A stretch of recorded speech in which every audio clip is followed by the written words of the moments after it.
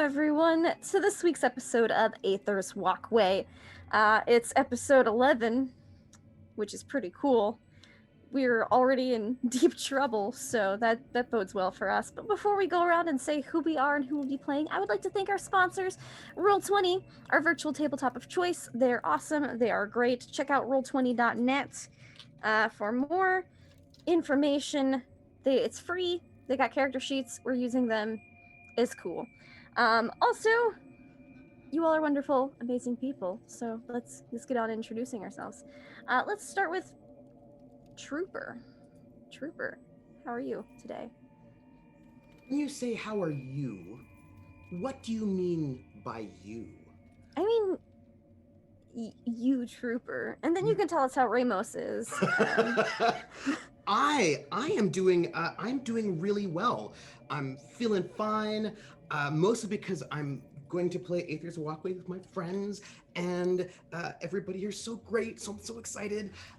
So I'm doing really well, and I'm Trooper SJP, in case you didn't know, and I play Ramos Livewire Cantata. I also apparently play his clone. Livewire, the real Livewire, is unconscious. The Memorex Livewire is freaking out about maybe not being the real Livewire. So that one, Memorex is not doing so well. But that's usually Memorex does so well. It's true. They should give us a sponsorship. They should. It'd be great. Someone who is awesome, but not Memorex, would be Erica. Erica, how are you? Hi, I'm doing pretty well. I'm playing Loxy. Loxy is fine, I think. That's good. No identity crises or existential crises happening in her world. That's good. We need someone to be fine in the group because most of us are not. Someone who's probably not would be Greg's character. Greg, how are you? I'm doing well, Lindy. And I was just going to say, Erica, you don't have a crisis of conscience or identity yet. This is an Alice production, and I saw her take a little note when you said that. So I think, you're on deck. I think so am I. So I am going to be playing Cantor. He can't remember anything. And Alice is using that to her advantage. Back to you, Lindy. Fantastic. Someone who definitely uses things to their advantage would be Lily's character. Lily, how are you? Hi, I'm doing very well. I have a busy day today, but excited to kick it off with my Aethers fam. If we're all talking about our characters' feelings, Hybria doesn't have them because she's an AI, so all of her feelings are simulated, and she just found out about this, so one could say she has mixed feelings about it. Like, just because your feelings are simulated doesn't mean they're not real. I say as someone who's basically half machine at this point, because I'll be playing Zarina Nix, the near fiance of at least one of the live wires. It's a weird situation going on right now.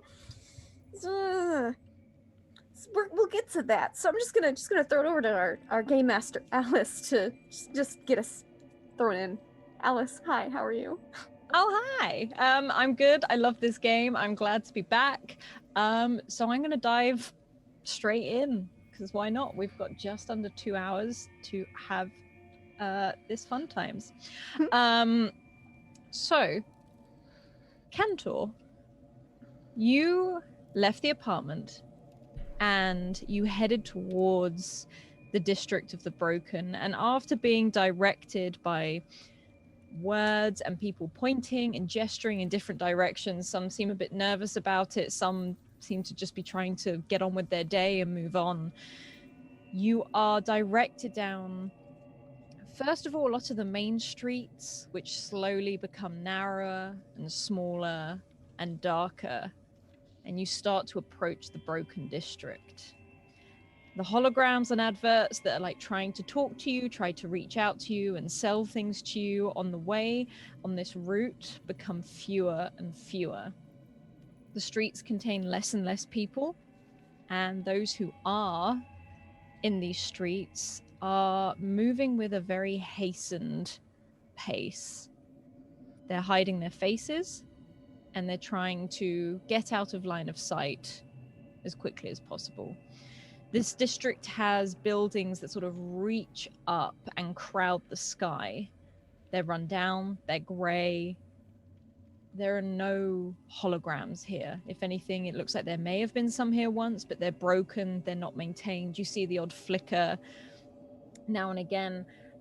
And there are no cars. There's nothing going in and out of this district like it is in the other parts of the city of Nalmerius. And the air itself feels thick with heat and pollution from other parts of the city. The only way you can kind of see any of the outlines of what's around you is from this very soft glow of all of the sort of dying, pulsing light coming from this sort of uneven rubble of broken machine parts beneath your feet. And as you sort of walk over them, you can feel the crunch on these wires, on these bits of metal. And it's kind of a real sort of post-apocalyptic feel as you enter this old high street. And somewhere you can feel vibrations coming from somewhere, but there's no real sound to them. And you notice how silent it is. And very much compared to where you're used to.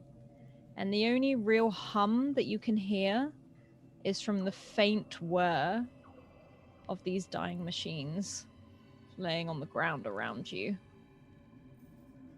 What would you like to do? Cantor's going to try to get himself as centered as possible in the district. He can't tell, I'm sure, because of the, everything that's going on, but you can't see the sky. He can't orient himself the way that he would probably need to in all of this. So what he's going to ultimately end up doing is, you said that it looks like there once was holographic advertisements here, but they've since been turned off or not used anymore. Mm-hmm. Can I turn one back on? You can try. If Okay. you roll an intellect check for me. Roll straight up and it will just determine on how much brightness you sort of get from it. I'm going to go for maximum brightness, and I would like to use my scan ability if I can. I'm going to put some effort into this, and even though this isn't the right way to go about it, this is the way Cantor's thinking about going about it. He wants to put his picture, his holographic image up, and it just says, "Looking for my child," underneath it, like in rotating letters. But yeah, let's roll that as I click all the drop downs and stuff and remember what I'm supposed to be doing. And I'm going to do this at advantage as well. Okie dokie.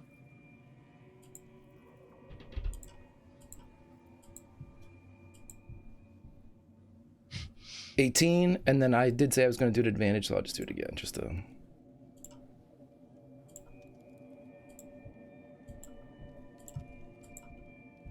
Yeah, you'll take 18.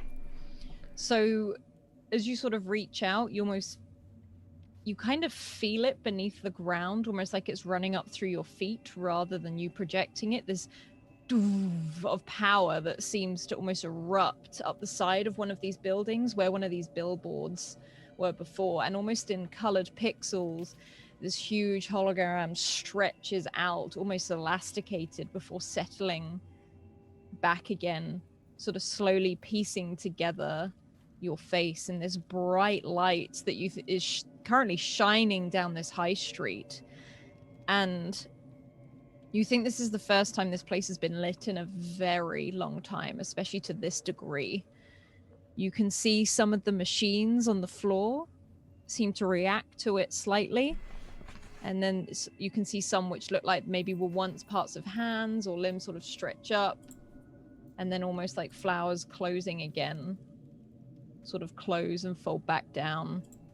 And you can see in front of you this stretch of this almost like dead high street.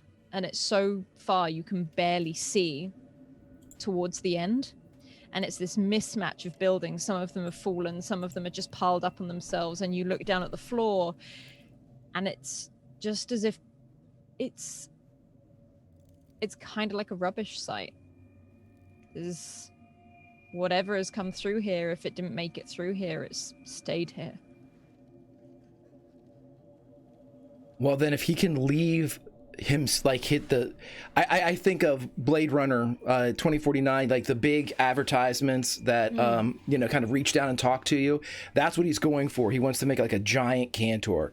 And he would leave that and have it almost like it's looking back and forth. Like it's peering through the gloom and, you know, creating as much light as possible. And then he's going to go deeper in, hoping that the light that's generated will aid him. And he'll even ignite one of his hands too, to kind of like keep it in front of him as the blue kind of digitized energy comes off of it.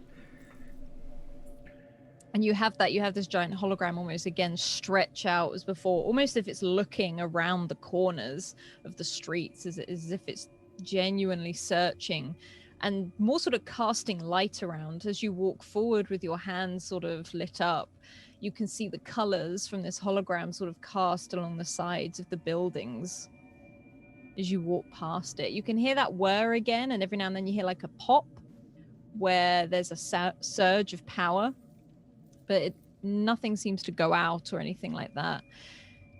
And you just walk. You can feel that crunch under feet. You feel there's no real clear path anywhere. And as you walk, you're very aware of these sort of machine parts on the floor and things like that.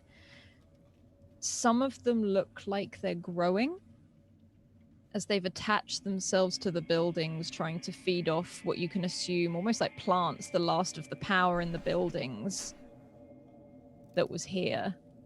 And it's quite a lumpy walk. It's up and down. You're going over things.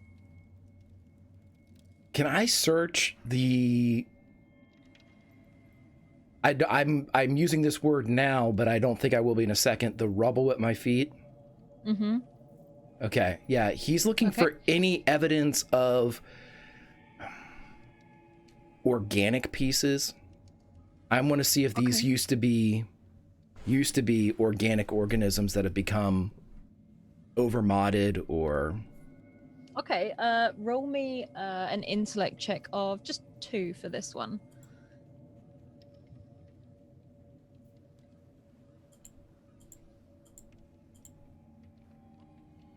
Okay. So you get a sense of, as you listen more and more, that vibration that is almost like a pump. You can hear a rhythm to it, and you realize the vibration is almost like hundreds, thousands of almost echoes, like some of them aren't there anymore, of some recordings, some you can sense the actual organic material of heartbeats. And as you can sort of hold, even if you sort of like lean down only a little bit and scan with your hand, like move across to see the light, every now and then you see in sort of like this pile and twisted, almost like spider web of metal, just faint glows of purples and blues. And you know that for some of these are either recordings or old dying hearts of something that was before. It doesn't mean that there's something human or anything attached to it. It's a rubble pile. Okay, he just... something flashed through his mind. Like all things that flash through Cantor's mind, it isn't based in anything that can be acted upon, and it's lost quickly. He would just go through, and he probably doesn't know when he starts saying it, but he would start almost like stage whispering or shouting into the darkness that he can't reach with his light. Archer! Archer! As he walks through, hoping to find something, some guide, some heading. As you move, your voice sort of echoes, almost like it ricochets off of some of these old towering buildings. And one of those words, one of those heartbeats you can sense starts to pick up, almost like it's heard you and it's censoring you. You can feel it quite close, maybe 2 or 3 buildings down. And this is very organic, and you can sense it somewhere. And as you sort of approach closer, you've almost in like that second look around of that hologram, the colors of like yellow, oranges, and blues sort of pan across your walkway, and you see this strange thing, almost as if it's grown up from the ground and into the wall. Along the side is this spiderweb of wires and panels and plates and just metal sort of amalgamated itself to the wall itself of this building. And you can see a very soft purple glow, and it's literally beating like a heart in this like this netting of wires. And very sort of as that light comes round again, almost like how a lighthouse light comes round, you get that cast, and you can see amongst the metal a human face. It's breathing, but its eyes aren't open. You can see the wires sort of running all over its face and into the side of the wall, but it's there. Does this trigger anything? Does the profile of the face that he can make out, is there anything that reminds him of the boy from the picture, or the images that he has seen, these flashes? This does not look like Archer to any effect. If anything, you're sort of looking at this with a weird sort of sense of uneasiness, but it feels like a familiar uneasiness rather than seeing it for the first time. You don't recognize the person in this, but it's almost like you recognize the situation rather than anything else. You can roll another intellect check if you want to find out more. I absolutely do, and I'm going to spend my last advantage on this as well. Okay, just roll straight up for me. 13 and... So a 13. Okay. You can see almost as the moment as you sort of narrow your eyes in the light and you hold up your hand and cast that sort of blue glow over it, the eyes sort of seem to wince but don't open. You can see almost like the whole sort of collection of these different bits and pieces of machine are sort of rising and falling, like it's breathing. And you have this strange moment where you flash for a second and you're in a different room and you see a very similar situation, as if you're looking at it again and again. And every time you blink, you switch between the situations. And you have this inkling, this remembrance of someone who took modding too far. And the machine takes over.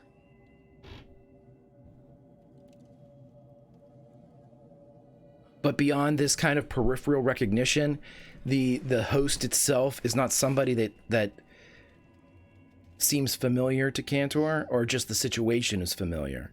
It's the situation that is particularly familiar, not the actual person. You notice their eyes, almost like when someone's dreaming, you can see their eyes are moving beneath the eyelids, but they're not opening their eyes.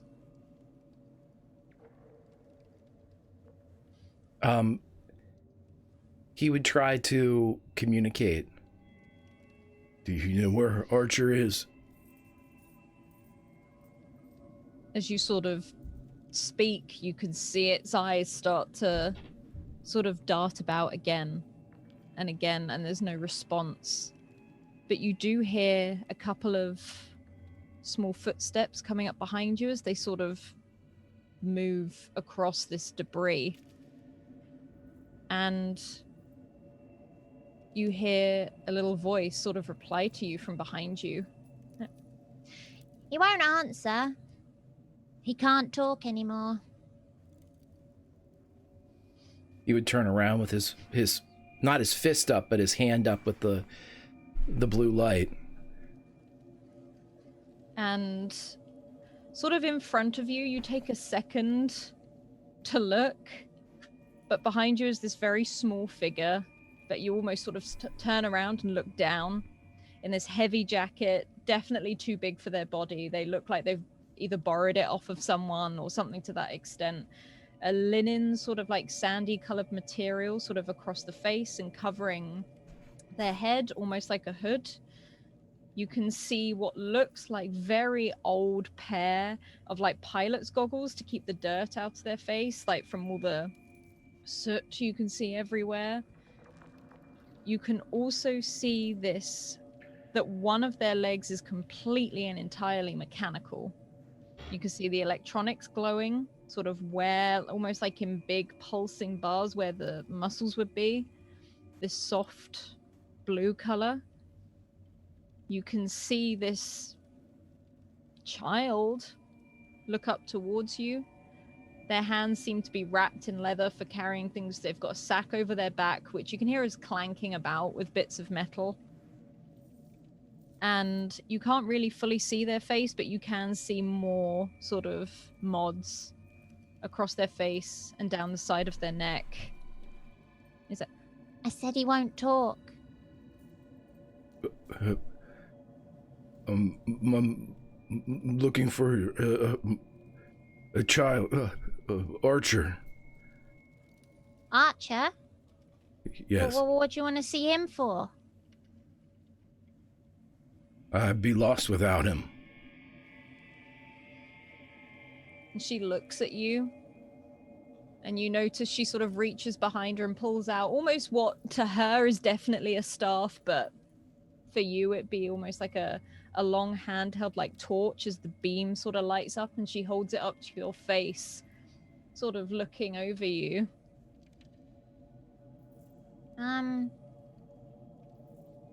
What? You'd be lost? Are you lost now?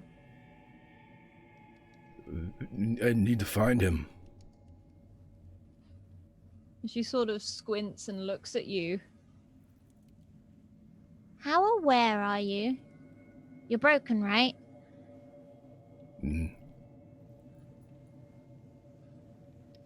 Maybe. Do you have something to eat?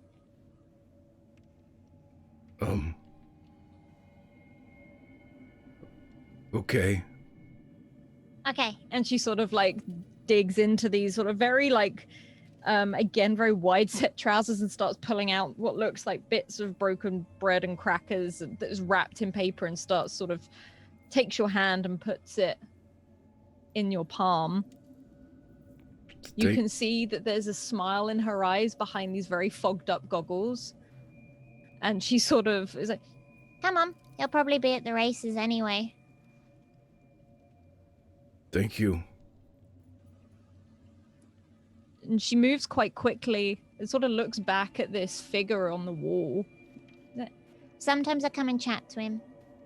Obviously, he doesn't talk back, but might be lonely. Yeah. Can you keep up? How old are you? I'm young enough. Do you want to hold my hand? And she holds out her hand, and you can see these almost like very worn hands, especially for a young child wrapped in these leathers. They're very mucky, very dirty. But for you, there's a moment where you blink again, and you see this street as it was. Cars going up and down, regular traffic, people walking in the street. And that little girl from your apartment holds out her hand. Do you want to hold my hand? Yeah, it's our thing. And this little girl looks at you back in this sort of very darkened space. All right. Yeah, you are, aren't you? And sort of takes your hand and starts to lead you down this huge high street that scales up to the sky, that soft glow following the entire time, both from your hand and from her torch. And we're going to hop over to the apartment where Hybria, Loxy, and Zarina are. You have just had this... You sort of take a moment to realize, you look around, and it's just the three of you in here. Cantor's no longer here. You can see George is stood by the door as if he's almost like stopped in his tracks. But he seems to be looking at like the lock scanner on how you get in and out, and the door handle on the door. And he just sits there. Or stands there, I should say. I feel like Hybria is standing like close to George and almost kind of like looking at him and like kind of trying to imitate him a little bit in the way that he's like standing. She's just kind of like watching him, trying to take her lead because she spent her whole life taking her lead from humans and now she doesn't know what's up. So, yep. Do you stand close to him? Yeah, like probably within 5 feet. He sort of has a moment where he sort of feels you're behind him, turns and looks around and looks at you, mimicking him, and he faces you and almost tries to stand straight, mimicking you just as you're slightly different, almost mirroring you. Is everything okay? Well, by objective, standards, not particularly. Our friends are in trouble. I am troubled with recent revelations about myself. But I just, you're an AI, and I am also an AI, apparently. So we will just have to figure things out, I suppose. She definitely seems, I feel like she's kind of fraying at this point. Like, she definitely seems a lot more spacey. She has now put her hair, like, in a bun and, like, is wearing just, like, a plain black shirt. And it generally has the air of someone going through, like, a midlife crisis. If you do the actual shoulder shrug, you notice that George copies you and mimics you as you do it. He said, "You are a far more advanced AI than me." Yes, I suppose so. It feels like I have feelings. I have emotions and memories and opinions about my friends and my esteemed older brother and my family, but I don't know if they are real anymore. And he takes a step forward. And he gets quite close, not intimidating close, but like he's looking. Like he looks around the side of like your head and everything and looks around. He's like, "Emotions are real.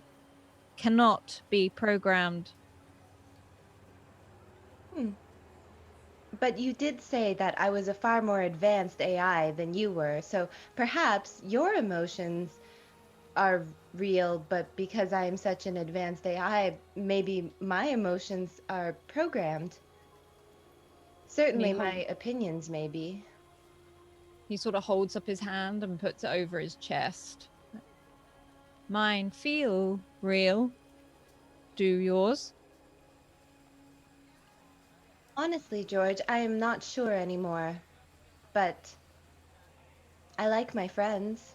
And she'll like look around at everyone and say, my family didn't know my friends before I was created, therefore they could not have created my feelings about my friends, and thus I like my friends.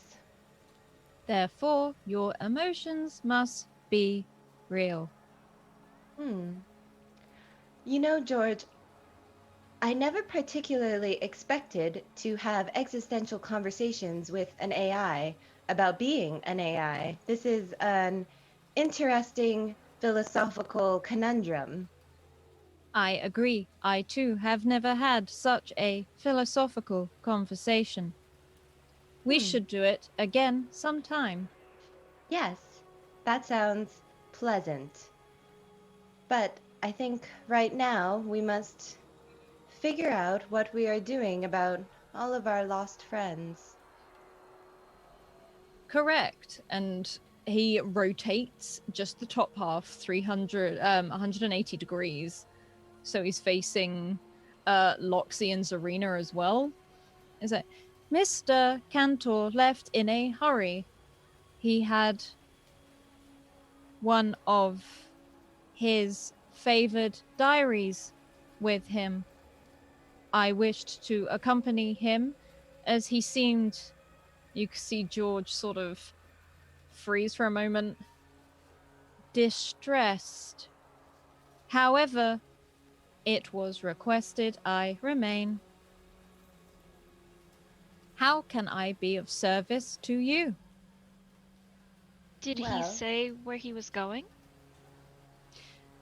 Greg, did you say where you were going? As I unmute everything, no, he did not. And you just get a sort of a slow shake from George. You can hear the creak. He hasn't been oiled for a while. But which diary was it that he took with him? he sort of pauses and looks over. The red one. Feel like Hybria would remember the significance of the red one, but Lily does not. The red one is filled with the things that Cantor writes down but does not want to share with anybody else because it's too dangerous. I'll turn to Loxy and I'll say, the red one is the one that Cantor fills with information that he doesn't want to share with anyone else because it is too dangerous. His words. Loxy's standing there with her face in her hands, There's just a lot sort of of people rubbing. making assumptions on what's too dangerous for other people. Truly. Men. Loxy's just rubbing her brow, and she's gonna look up and walk over to the pile of diaries and grab the blue one and flip it open to the page that says, she's gonna flip through it until she finds the page that says, you can trust, and then all of our names. And she's gonna dog ear the page so she can find it easier later. Do you keep hold of it? Yeah. I cringe when you dog ear it just a little bit. Well, as far as we know, Cantor is still on this planet, so maybe we should go for him first. Hey? Yes, because we are waiting to hear about an update from Trooper. I mean, Livewire. Trooper didn't change his Zoom name. Shame. We are waiting Shame, to shame, hear we an know your update. name. Yeah. It's great. Because we know where Livewire is on Mara, but we do not know the location of Cantor. We know which planet both of them are on, but we do not know the precise location of either of them. I have a couple ideas for where Livewire might be. And how many of them are there? Just a couple. Well, places he used to visit. He said he was going into hiding, so it's going to be off the beaten trail. Probably an old hiking path. There's a cabin that we used to really like going to. He's probably not thought that anyone would think of it, because he probably hasn't taken me into account yet again. So, None. yeah, so it would seem. So I would look there for him first. well, I guess it depends on what order of business we want to take care of things in. We should probably maybe find Cantor before leaving the planet. I agree, and we do have to check out District 37 anyway. I think that's where Cantor went. All right. I'll turn to George and I'll just say, Cantor only brought the diary with him. Is that correct? He did not seem equipped for a longer journey. And he sort of pauses, and you can see the running of the files through the eyes. Like, only the red diary. He did not pack any other clothes or anything that suggested an overnight stay or travel.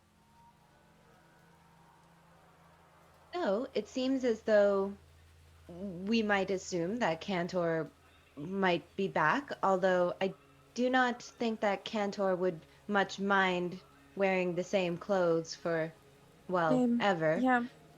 But perhaps if we go to District 34, we will either find Cantor or we will go there and investigate and come back and Cantor will have returned.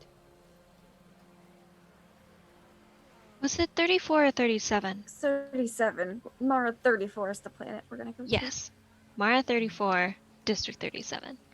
There are so many numbers outside of Osiris, it is difficult to keep track of. Oh, it's understandable. Should we pack an overnight bag for Cantor? I think we should just pack a see, Ramis used to call it a bug out bag.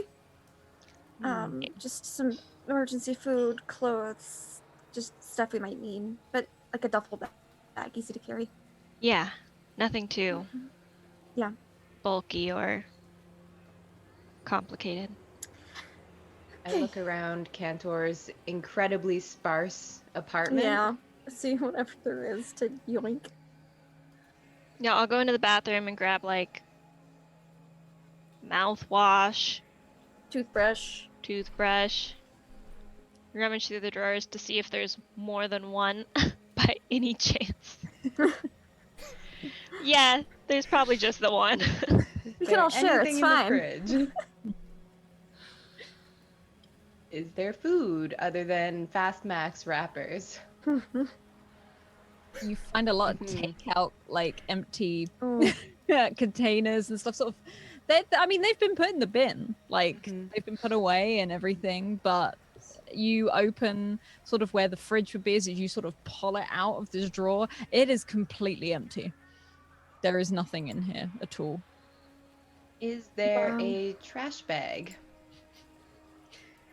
Yes. Yeah. I'll take the trash bag. Okay.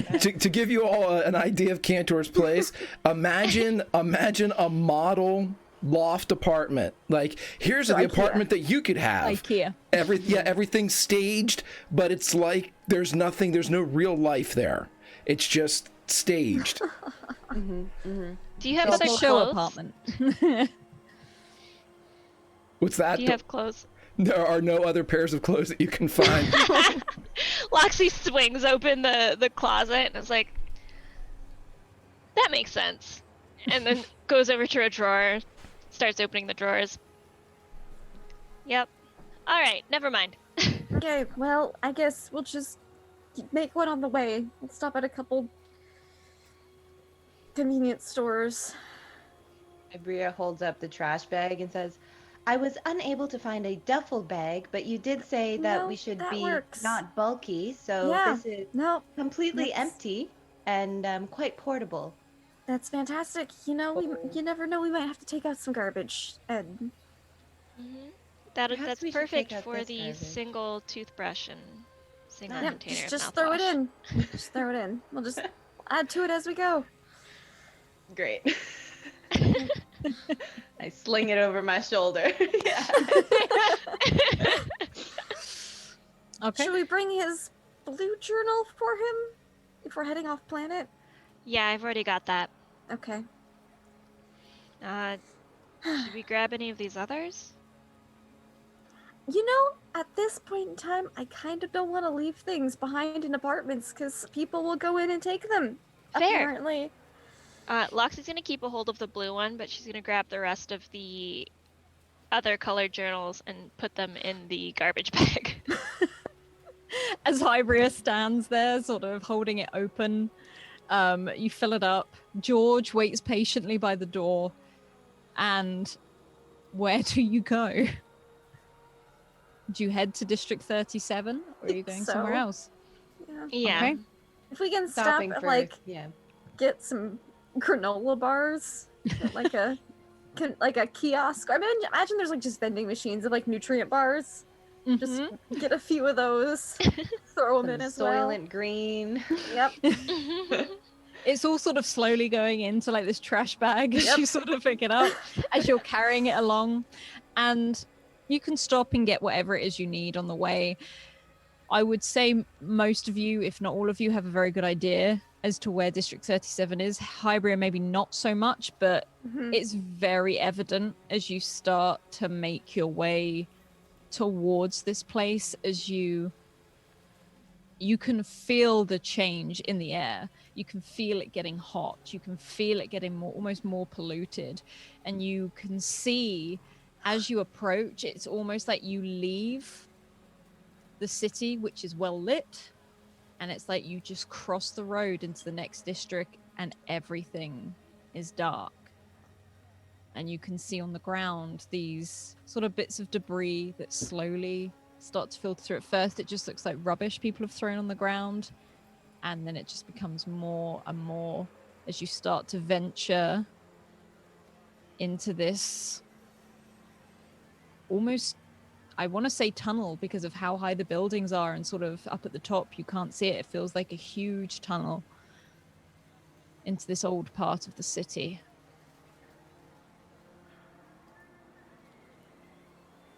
This place is uncomfortable. It's really warm. Did we bring George with us? I mean, George would have followed unless you told him not to. So Oh yeah, George is coming. I'll turn to George and I'll just say, do you have some sort of light mechanism installed in you for of seeing? course. And his eyes just immediately beam and light up and sort of cast through. They don't go really, really far, so you can't see all the way in front of you, but it's definitely a good enough light. But up ahead, you can see as you sort of encroach further and further in, you leave that very colorful, very well lit part of Nalmerius as you sort of delve into the darkness of what is District 37. And over on Mara, Livewire, where are you? And what does it look like to you? Well, it's a bit of panic once I've realized what's going on.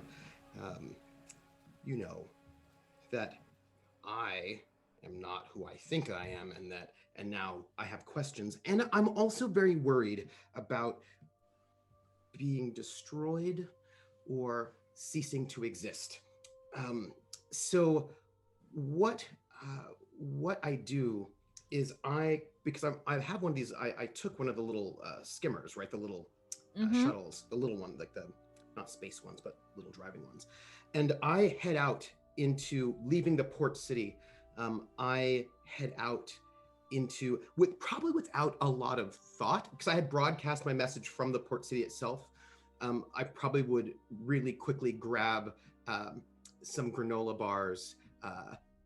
There's in that like that's like that's the thing that that's the habit, right? Like if you're going to go off somewhere, you need to grab the granola bars, some protein bars, and probably get a couple of those really quickly, and then I head out where no one will ever think to find me, ever.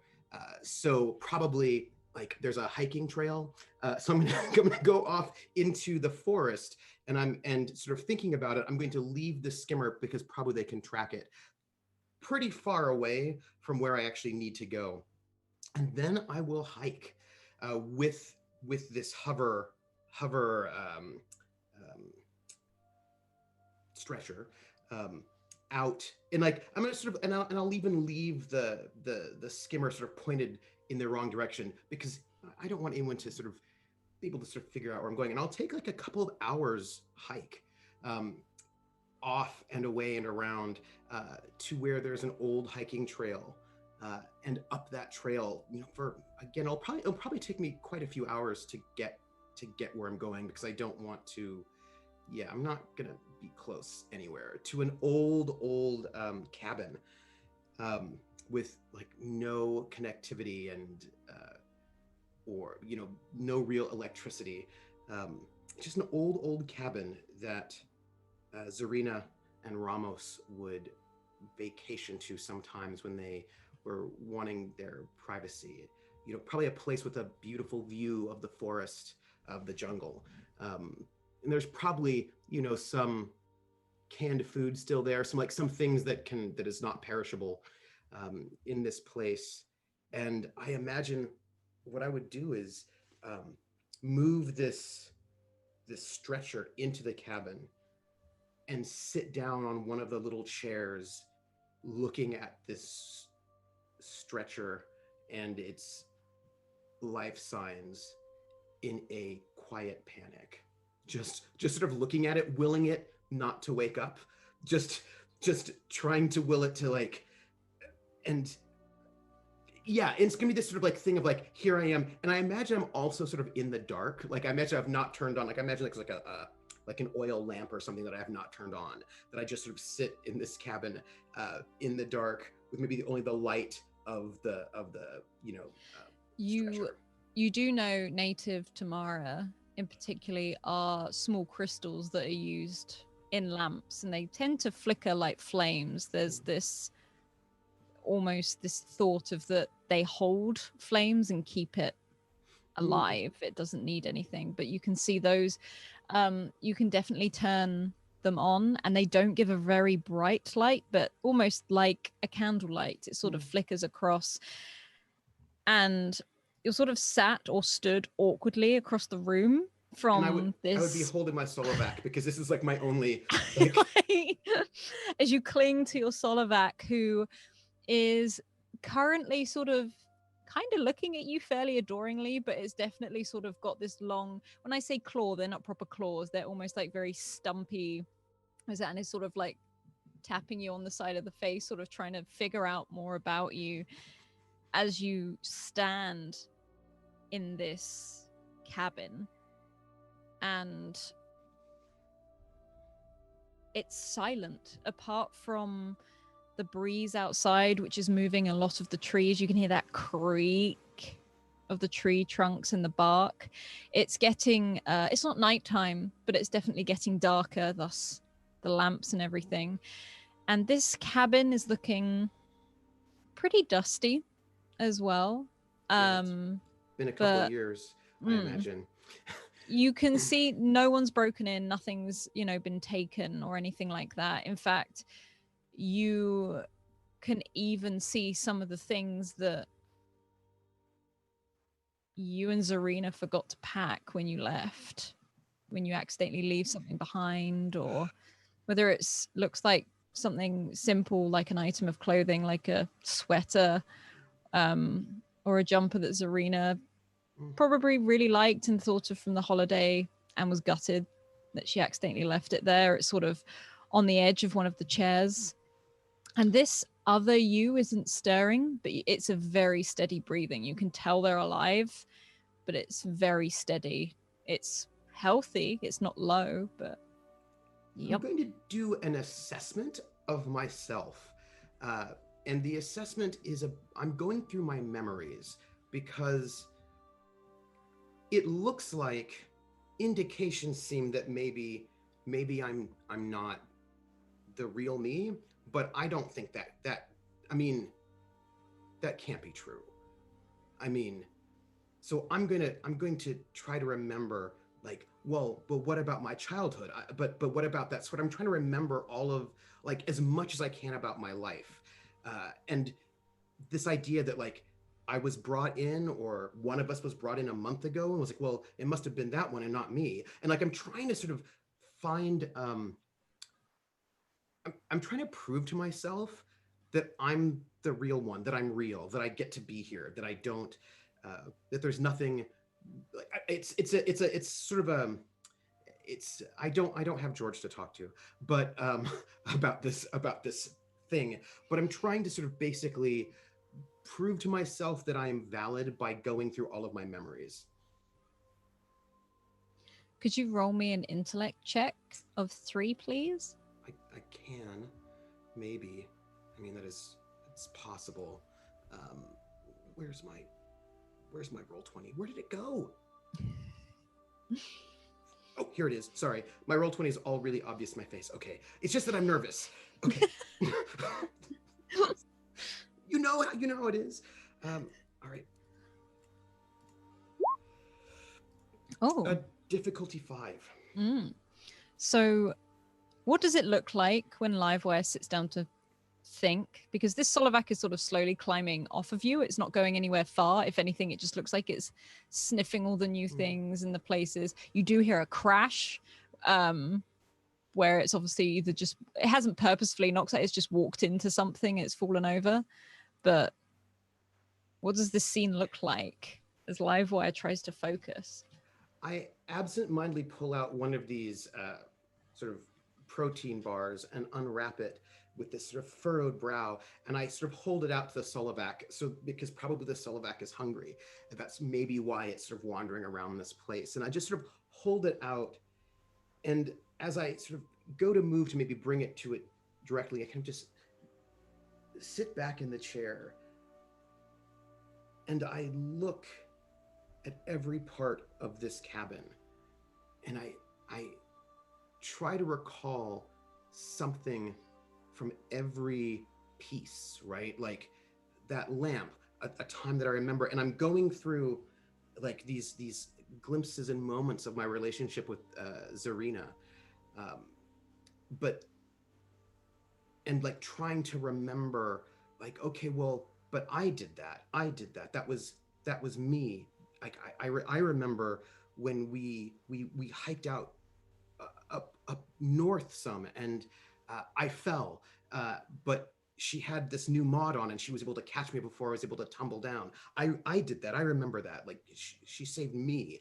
And there's like this sort of slight, and as I keep going through all these little different moments, or sort of thinking about projecting my thoughts just a little bit over that way. Well, it's just a bit further than a little bit. It's actually much farther, where my parents live, and thinking about what it was like, on the farm. Like I think about all these moments, and I keep thinking, I did those things, that I did it, and I keep looking at this figure with a little bit of resentment and irritation that this other figure has the scar, right? And if I remember any scar or any little detail that might have been physically present on my body from any of these stories, I would look to see if they're there, because maybe that one was a mistake, and maybe some other one would be there. You have this moment as you sit for a long time, and it's almost like you're half living your memories. You can almost, like an echo, you hear Zarina in the kitchen from that day, just literally making tea. You hear her moving about, asking, where is this? Where's that? I'm looking for the bag to pack for the hike. If you take that moment to put your feet fully on the floor, it's like you remember the feel of that rug beneath your feet. As you move your toes backwards and forth, feeling it, you can feel the heat of the fire that's supposed to be lit in the hearth, even though it's not anymore. And you find yourself almost like reliving some of the smells, like the burning wood fire. You can remember hearing the click of the door upstairs. You remember the creak on the steps down, and that floorboard that's always out of place at the front of the cabin. And there's a moment where you hear a crash, and at first you think it's the sound of Zarina dropping that mug and breaking it and being so annoyed, but it's this Solovac that has climbed up onto the sides and knocked more things over as it's trying to get up into the cupboards and things, and you realize you're holding on to that jumper very tightly and very close, and you can smell the perfume. Why is it still there? And the feel of it in general. You sort of look back over this cabin and it feels so real. Like you lived it. I wonder if there's that one, and that one has the scar, and there's me. Maybe that's the one that hurt her and I didn't. Maybe that's the one that made the bad mistakes and I didn't. Maybe I'm the one that deserves to go back and that one doesn't. Maybe that one doesn't deserve to be here at all. And as you sort of hold on, you have this jumper in one hand, and you can feel that Solovac now reaching up to the granola bar, which you've half broken in your hands. You didn't realize how tightly you were holding it as it sort of drops to the floor. But as you do, you sort of look down, as you know, you can hear that crunch as it sort of sits there and gnaws at it at the side. It seems pretty happy now. You look down at your arm, and you do have a scar on your arm. A very neat scar. And as you sort of look over at this other you, he has exactly the same one, same place, very uniform. Sort of like upper arm, like not quite at the shoulder, but coming up to where the joint is. And almost a very, it's small, but you can see it. But it's exactly the same.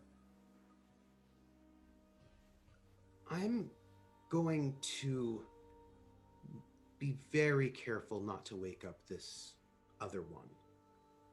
But I'm going to try to search it for any evidence that it's the fake one and I'm the real one. Like there's this sort of like, there's like it's outwardly calm, but inwardly there's like this sort of panic or it's not really panic, that's too intense, but like a low level rising anxiety about trying to figure out who's the one, right? That I can project blame onto, who's the one that I think can be real, right? So trying to find some way to deal with a lot of guilt and also confusion, right? Is this the one? And try to think about what did it mean when she said that one looked in the ugly way and then I didn't and I looked like me and like this doesn't make sense and I'm trying to figure out what it might mean and then I stop and I don't look at it and I decide to go back to my embedded computer, my mod, and I'm going to see what things are there and what things aren't. If I'm the real one, then what about my passwords? What about my data? Were they able, like, if I'm the real one, then I should have all of my stuff. But maybe if I'm not the real one, I mean, could they clone everything? Could they clone my data? Could they include my encrypted data? What about my little hidey hole spaces? And so I'm going to start going through my archives, right? My archives of shows, my little secret hiding spaces within the architecture of the computer. I'm gonna go through that to see if it's me or not me. Okay. Could you roll me an intellect check of 3, please? Okay. Do I get my bonus for stream to journalism? Yes, you do. Thank you. Oops. Okay. So I think that counts as an asset, I suppose. I'd say so. Difficulty 4. 5? Is it? 5 because I get Oh, the yes, one more. yeah. Yep. You sort of sit and contemplate, and you're at this point, it's your brain hurts, like you can feel a headache creeping in, and you can feel yourself not losing logic. There's logic here, but it's being questioned.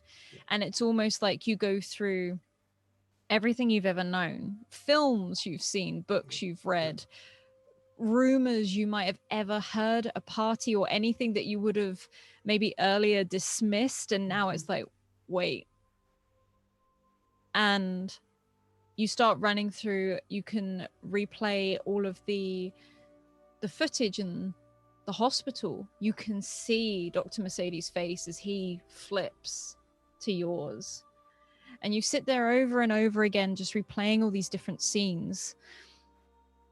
And it's been mentioned at parties before. You can see all of your streams. You can see precious memories. You can see all of these things that you will have saved and moments.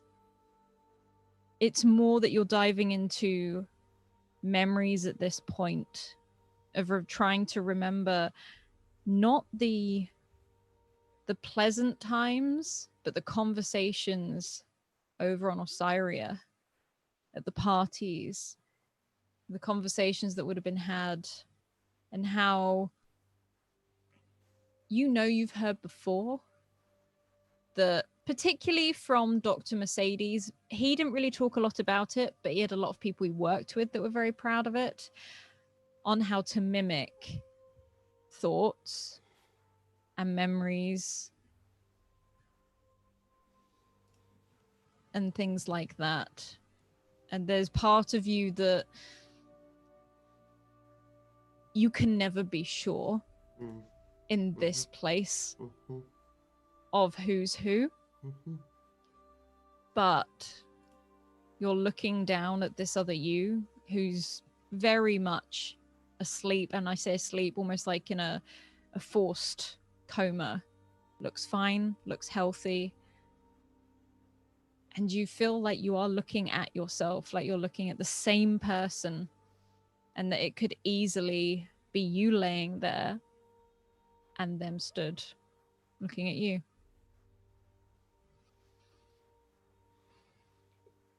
The question becomes, can I use this to my advantage? Can I, and I start getting thoughts, bad thoughts, but they're not bad thoughts for me. They're just bad thoughts for that one, maybe. But like, maybe, I mean, that one did it, right? That one faked their death. What if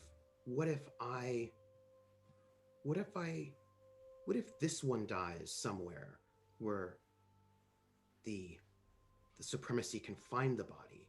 Then they'll think it's dead, and then I can be alive, right? And then maybe I can go back to Zarina and we can run away and we'll be safe because they'll have found a body, right? Right? That seems like maybe, I mean, that one did it. Maybe I could do it. And it's like this like thought about, well, then where would I put the body? Like, where would I put it so it would be believable? How would I stage it? But I didn't stage it the last time Sleaze did it. I don't know about those things. So like, how could I, like, and it becomes this like thought about how do I get rid of this uncanny me that is did all of the bad things, right? How can I be safe? How can I get out of You this? have this moment as you sit and think, and you don't quite notice it until it is completely pitch black outside and it's dark, it's nighttime. You can hear the sort of like cicadas outside. They're far louder than anything you normally hear during the day, but you just find yourself after hours and hours, you tend to go back to replaying everything on how you first faked your death, and almost you find yourself thinking about Sleaze and how Zarina was also running from Sleaze because he was going to supposedly hand her over. And it's almost like a paranoia of how much did he do. And of course I'm thinking, well, wait, if I, and of course there's the question of the timeline, right? It's the timeline. If I was brought in a month ago, but I remember only coming here today, but then how would they have mimicked me? How long does it take to grow a second me? Like, how long does that process take? How long does it take to mimic memories? How long when did they even know about me? How did they find out about me? The only time I can think of when it could have happened was at the police station when they scanned us all. Well, but then how did they find out about Zarina? Nobody knew about her. We were never on the same lease. How would they know about her? How did they find me? When did this happen? How long? And it's just like trying to figure out, when could I have been scanned? When could I have been taken? What happened a month ago? Where was I a month ago? It's just trying to figure out like how this, and because for me, all this started 2 days ago, right? Like all of this sort of exposure, but it couldn't have been 2 days ago. And I'm thinking, Zarina said that her apartment was broken into, but that was before I knew that she was there. So how did they know about her? How did they do? And like, I'm trying to think, where was the link? Where was the wink link? When was the last time I spoke to Sleaze, right? So trying to find out where was that moment? Where was I last month? How did they know? Did somebody touch me? Was I trying to figure out where the failure was, where the exposure was. And there's one thing that, as you sit there, and this Solovac at the one point seems to find a spot on the chair next to you, sort of like crams itself in the section, and you can hear that soft sort of almost weirdly gargled snore. The thing that you sort of take a moment and realize is the one person who always updated your software was Sleaze. As you sit in that cabin and it gets darker and darker and the wind picks up and that Solovac sort of snores just to the side of you. And he was the one who knew that she and I were connected, the only one. He was the one that knew that I was alive and where I was. And he was the one who knew where she was. And he was the one that programmed this mod that I cannot alter. And he was the one that kept updating everything. You also know it's the reason you went to him. Everything was off the record. And you might not sleep tonight, but you sit and you stare at that other you, sleeping very peacefully on the other side of the room. And back with Cantor, you have this moment as you walk through this huge space, this huge district, This little girl holds your hand. And she keeps looking back at you.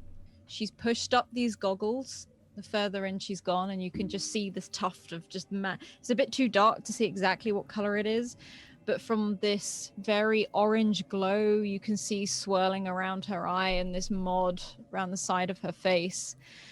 You see this soft glow of this very matted mass of hair as it's pushed up for the goggles, and she keeps, almost as much as she's holding your hand, she keeps checking back to smile. You sure you're all right? Yes. Are you okay? I'm fine. You just... And she sort of looks around. You don't look like you're used to this. You know, for a broken... I'm not used to a lot of things, to be honest.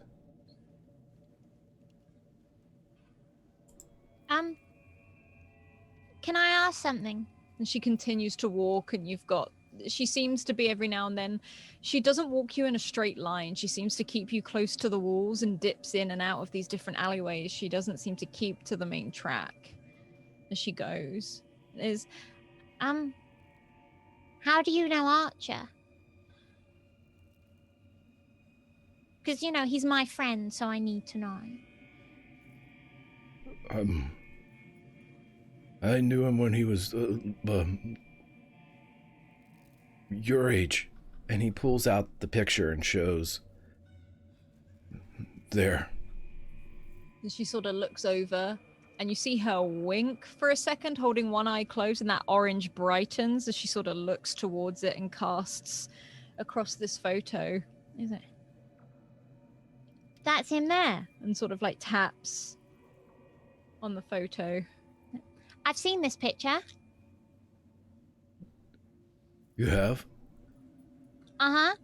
He has one. I'd be lost without mine.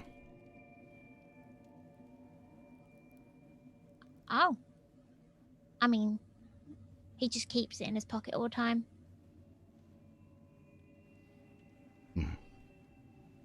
Good. I found it by accident once and I got in real trouble for it. It's the only time I've ever seen him proper angry.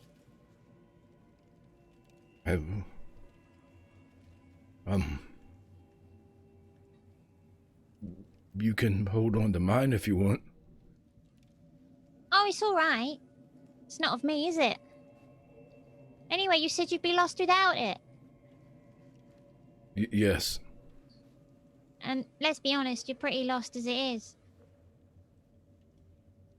Yes. It's all right. He's probably down at the races round the back. Just because I should ask, are you all right with going underground? I know some people get claustrophobic.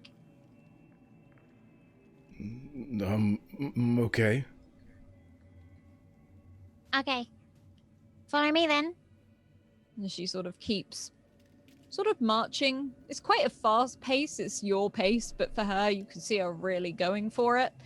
And you sort of weave in and out of these streets. And then she puts a finger to her lips and pulls you down one of the alleyways and points, and you can hear this almost like a whir. And you see this very round, spherical, sort of white, sort of ball-like orb as it drifts through the center of the main of this district. A small light sort of darting about, sort of looking as if it's looking down different pathways, looking at different angles. And she puts a finger to her lips, and you can hear it whir and sort of move around. It sort of stops not far from where you are for a moment. And she still looks at you and puts a hand over her own mouth. And she smiles and nods, and she sort of adjusts and puts her goggles back on. And after that sort of strange whir, this very, almost like a light in the darkness at that point, She's turned out her torch. She's turned off everything as this sort of drifts past. You see her sort of lean out the side and look down the way it's gone. Looks back at you. More and more of those lately. That's why you go underground. I only come up here to collect bits, you know? Which is why it's kind of weird that you were up here. What is that thing? Well, that? And she sort of like gestures. They're the supremacy scanners. Always active in this district. They're bad, right? Well, I don't like them, and Archer says I shouldn't. So, you know, I got one real good with a pole last week. Knocked it right out of the air. I got told off for it, but you know. What's your name? Fliss. Mom calls me Felicity, but only when I'm in trouble. He would open My up. trouble. He would open up the red notebook and he would draw a circle, and he would write evil, supremacy, and then he would write trust Fliss. She sort of looks over. She might not be able to see it. She's like, What's that? I can't show you. It's Oh, private. Sorry. no, it's dangerous. Dangerous? What's so dangerous about a book? The things that are in it. But you can read it. And write in it. But I can't remember. The extra mods do that sometimes. But don't let them tell you that not remembering's always a bad thing. Mods aren't always a bad thing. and she sort of taps the side of her head, and you hear that clink against the goggles. It can wake you up. Yeah. She smiles, takes your hand again, and starts.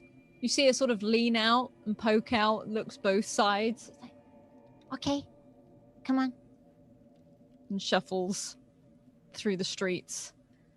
And there's quite a while that you keep walking. Every now and then you get pulled into a side street so these drones don't spot you. They seem to be doing all different levels.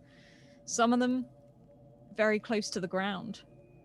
And she sort of goes past and stops every now and then. It gives a sort of like a squeak of urgency, and you realize she's actually just picking something up off of the ground and putting it into her satchel and collecting.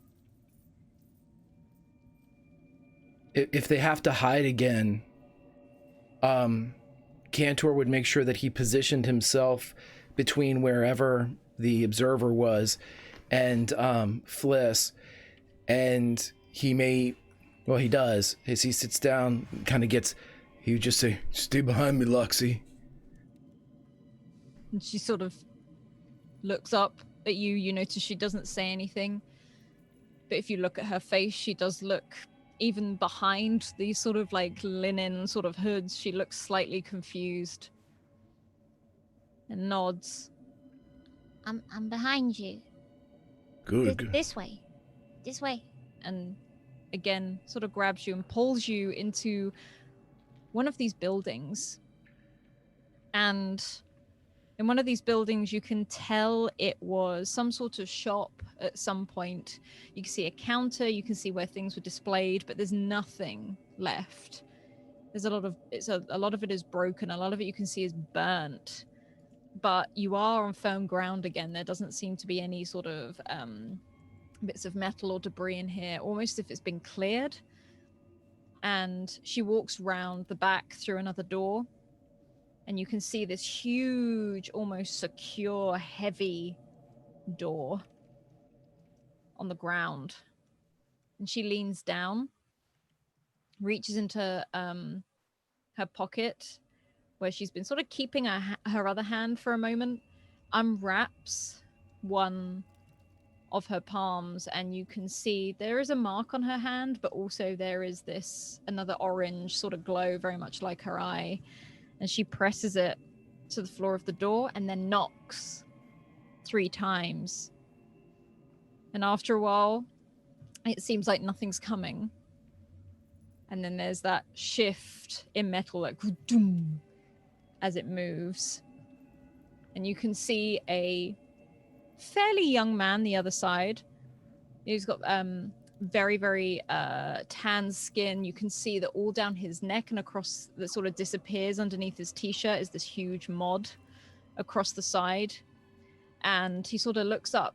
He's like, "Where have you been?"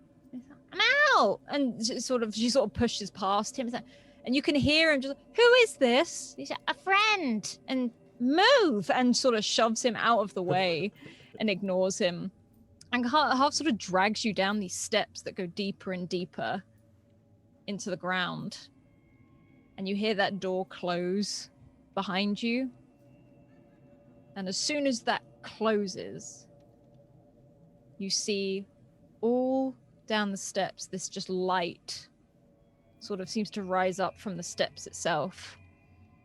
And you can see this long staircase going deeper and deeper into the earth. You think for what at the beginning it was a basement, and now it's just been carved deeper and deeper beneath this surface. And she looks at you like, Come on in. Don't mind him. He's a real grump. Okay. Don't let him tell you what to do either.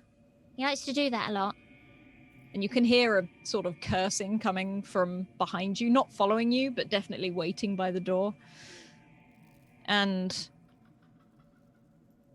you slowly descend down into this dark corridor. There are people sort of walking up, not towards you, walking past you. They give you a bit of a look. You can see them in similar gear to her, satchels and sacks over their shoulders. They sort of look at you, give no mention of it. She smiles and gives them a bit of a wave. And then you come down to the lower level, and there's another door. Oh, that book of yours? Put it somewhere you don't want someone to look. They like to take things off of people they don't know who they are here, to find out more about them. And if it's dangerous, I don't think anyone should be reading it.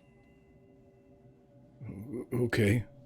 And he would just lift up his shirt and kind of stick it down the front of his rope-drawn pants. Good. Okay then. Follow me. Okay. And she turns the door handle, opens the door, takes your hand and leads you through. Up on the surface, Serena, Loxy, and Hybria, you've been walking through this kind of desolate, even though it's a big sort of mess of metal and sort of bits and pieces sort of all over all this rubble. You are sort of stricken where you can see a light up ahead that seems to be circling, a colored light, almost like a hologram, like the ones you normally see in Nalmerius. And as it sort of beams out, you see it turn and look around, and you see on this very warped, stretched version of Cantor's face sort of move further down this path you're following. And it seems to be doing a rotation. It's not like it's actually looking naturally, but you can see it up ahead. Do you all see that too? Is that Yeah, okay? Good. It's not just me. that's new. Yeah. George, do you have any idea what kind of technology could be creating this? He sort of pauses. He looks at you and you almost feel blinded for a second before he tones his eyes down because of how bright they are. And he sort of, apologies. I am picking up.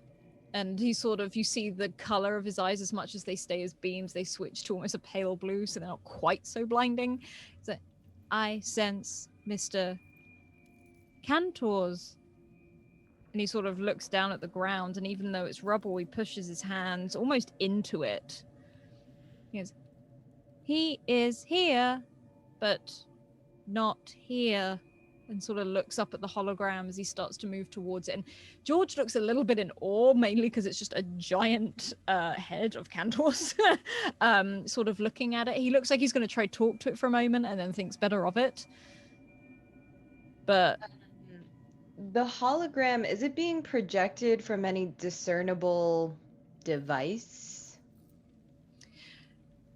Cantor, did you fix it to like a wall or something, or did you like to a building, or did you just generate it from something? Ideally, what I wanted to have happen was it was utilizing the old kind of turned off holo technology along the street. So it's kind of jumping from one emitter to the next. Yeah, it's kind of like moving from, you can see it broken up every now and then, sometimes when it moves from one of the giant old billboards to another, and it stretches or it distorts slightly, or some have the big, almost like when pixels are missing, you can see it. It seems to be coming from that. The other thing you can see are wherever this hologram seems to go, where the energy is, you can see a few wires almost like creeping up the side of it, as if it's trying to almost like plug itself in, as if it's reaching up towards the light, and then as it darts to the next board, it sinks back down again. Well, it seems as though we have our answer about whether or not Cantor was here. And George, are you able to more precisely pinpoint his location, or do you just have the sense of him here? And you can see George as he's approached one of these holograms and sort of reached out, and you can see him looking up at this giant image scaling across the building. I will try locate. And you see him sort of put his fingers out, and he just jams them into the side of this hologram, and you can see it sort of shatter slightly, like crack and dent around it, and the colors tends to sort of fizzle and warp. And you can see his eyes running all these different colors over and over as he reaches out, and you can see what you've seen with Cantor before, where these stretches of blue, when he reaches out to try and trace things, you can see George almost trying to harness something from this hologram to try and find Cantor. Are you all doing anything whilst he does this? I feel like Hybria is not generally accustomed to walking around in rubble. So I feel as though she's not wearing her high-heeled boots anymore because someone broke her fashion ring, so she's probably wearing like practical things or whatever. And yeah, I feel like she's just sort of like picking things off of herself and like, yeah, just generally uncomfortable in this place. I think Zarina is looking around at the broken on the machinery here, like, interesting. I don't think she's really saying much, or you know, just looking around. Like, You window shopping? I mean, as you're looking around, you're seeing a lot of mods that you had before. And oh yeah, no, she's checking. She's looking at the mods that everybody has too. Like, oh, like, I remember having that. There's a real mix here. Some of them are old, like ones you would have never even had, but you can tell how old they are. This is years and years of mods worth. Sort of. Yeah, she's only been in the mod scene for about like a decade or just a little over a decade or so. So you can see a lot of very clunky, a lot of very when I say old-fashioned style, like at one point there was a phase where they put patterns on things and stuff like that, and you can see some of those sort of all piled up and piled in. None of this you can tell works. This isn't this is a mod graveyard, effectively. This isn't you know, nothing here really works, or if it does, you know it's malfunctioning, not anything else. Yeah, just looking for trends of like, well, I see this one that I tested out a lot. I kind of warned them about that, or oh, didn't realize I'd see so much of this mod here. She's just observing and compiling data information. There's like a little mental spreadsheet she's got going on right now, and trying not to think of a conversation she had with Livewire at one point in time about too many mods or something like that. Weird, whatever. And He's getting Loxy- clones, so whatever. And Loxy, you're probably the most colorful thing here right now. Otherwise, everything is very contrasting. Like, it's all very gray, it's very dull, it's very metallic. And the only thing you can see is every now and again you notice those wires coming up towards the light and disappearing back down again. What are you doing? Loxy's flipped her goggles down and is sort of investigating the, seeing if she can determine a direction which Cantor has gone based on the holograms, the way that the hologram is hopping from device to device, and just seeing if she can find him. She doesn't have a lot of self-awareness about like her colorfulness or anything. She's just like, we gotta find Cantor. Roll me a straight up intellect check for me, please. Straight up.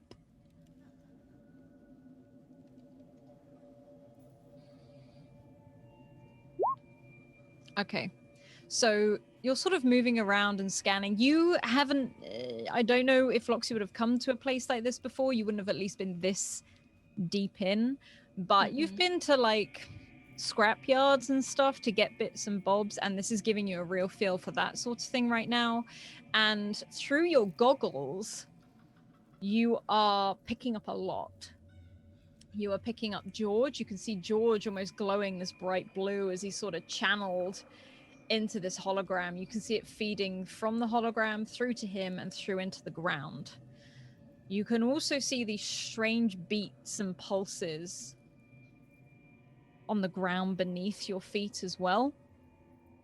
And there's hundreds and thousands of them. And you can tell a lot of these are like dying machines. You can see, especially with your goggles, you can even tell the age life on some of them. Some of them have literally hours. Some of them have years.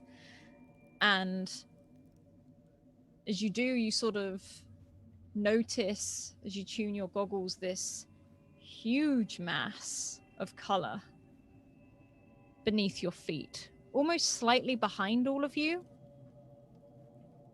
And it too is pulsing, almost like one of these heartbeats.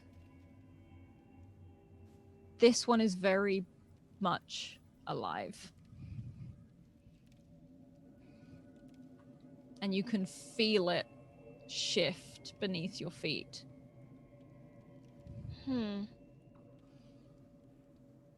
Loxy's fighting the urge to sort of grab some of the still functioning mods to like take them apart.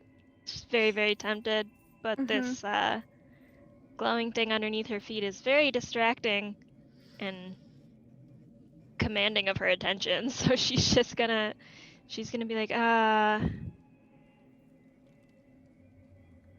hey George, I know you're doing your thing, but do you have any information on what we're standing on right now? And you can see him slowly turn and look towards you, and he withdraws his hand from this hologram itself, and his eyes sort of whir for a moment.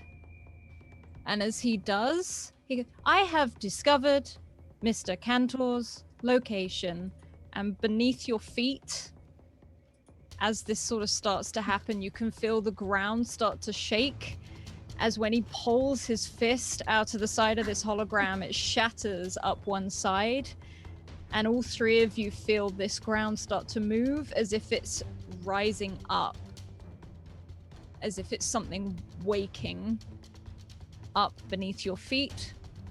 And Loxy, you seem to be stood right on top of it as this happens, almost perched on what you can guess is maybe part of its back or shoulder, as this amalgamation of bits and pieces of old androids, of old machines, you can see almost tied together in these wires, and this huge mechanical heartbeat of this purple light is drumming faster and faster. And there is a patch on the wall on this building next to you where it looks like something has peeled off and away. And you can see a very human face buried deep within these wires as it starts to rise up and all the debris starts to fall off of its back as it turns to look at all three of you. And I know some of us have to jump off early, so we will end it there. Ready? Yeah, cool. Oh, Cool. Oh my god. okay. So yeah, that's fun. I would just like to point out that I am trained in identifying and assessing danger, lies, quality, importance, function, and power. So I'm gonna be looking at this. You can assess the hell out of that next I week. will. I'm just giving you a heads up. That's what I'm gonna do. Let's go around. Let's say who we Wait. are, where we can find you. Wait. Yes? Wait. Are Yes, you yes. implying that this thing might be dangerous? The You music know, changed. I will say that I am trained in assessing if it is or not. And we'll know next week if it's dangerous. I mean, I don't want to assume Or anything. if it's just really like hardcore. Yeah. you know, it could be. Yeah. Yeah. Mhm. So let's go around. Let's say who we are and if you're on the internet where we can find you. Let's start just below me with Lily. Hi, Bella. Hi. Hello, I am on the internet. My name is Lily Sparks. You can find me on Instagram and Twitter. If you got some free times after the stream, head on over to the Thread Raiders channel where I am part of the Jaspers Game Day convention.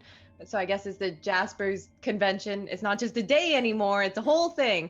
So we are raising money for suicide awareness and prevention. It is a great cause, and I'm going to be playing in a game with one of my D&D heroes, TJ Storm, and then right after that I'll be playing with Satine Phoenix. So, you know, come on by, help raise some money, get hype, or even just like have the thing on so we have the viewers and stuff, because it's a really great cause. And yeah, please try and stop by if you can. And yeah, I am looking forward to meeting our new friend next week because I'm sure it'll be just so friendly. Easy Friends. peasy. Yeah.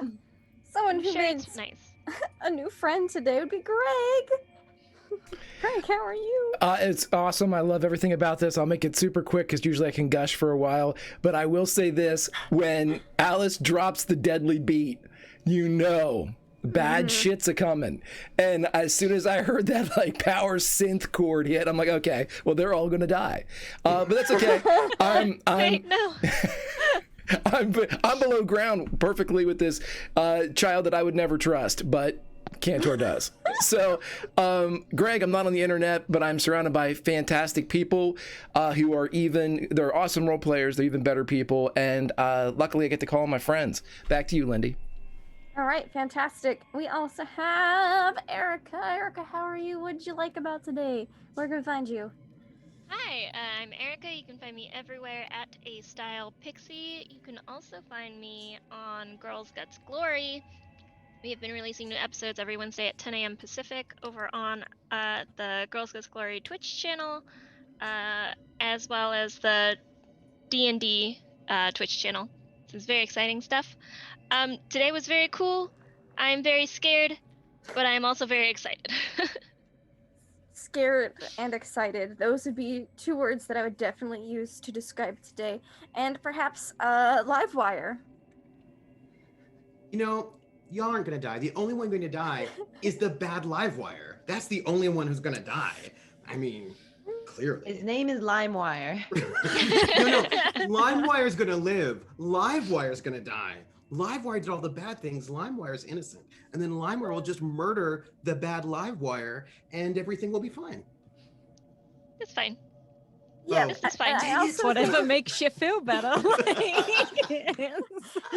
And if you have all the same memories as as the original one, I know. and all the same feelings, Yeah. doesn't that make you just as complicit? Oh, you know, that's like a, you know, right now my Solovac is not talking to me in an existential way. So like there's a lot of like, I am doing great though. Like I'm having a lovely time, and what a great game this was. And I love like Fliss, and I love like everybody all the time together doing this stuff. And also everybody's comments in chat has been lovely. And what a great game to be in. And I think the coolest thing was that moment we saw the face in the building, embedded in the building in that like super creepy way. It was so good. It was just like so evocative, and it reminds me of like there's like an image of like a face, I think from the cover of Neuromancer, right? I think the cover of the book Neuromancer, I think, has the face with like the sort of embedded in the wires, and I was getting my cyberpunk on, and I was just having all the good cyberpunk feels, and I loved it, and it was so good. So I'm Trooper SJP. You can find me at Trooper SJP here on the Twitch, and you can see me on Sunday at 1 p.m. on my channel running Cthulhu Confidential Part 2, which is a Cthulhu Noir game with 1 GM and 1 PC. I'm the player, Jackie Dash, and I got the internet people to come to my place and fix the problem that they had apparently put into my system, and I think it's working now. So I think we'll be fine. So that's me, and that's it. Woo! Woohoo! Don't kill your clones, everybody. Just don't do it. It's a bad idea. Yeah. Don't kill your clones, Alice. I'm not really on the internet other than my Instagram and Patreon, but I'll link those at some other point when I actually remember to do it. But I love this game. I love it so much. I'm just glad I get to come here every Friday with all these wonderful people and play this game, because I love sci-fi as well.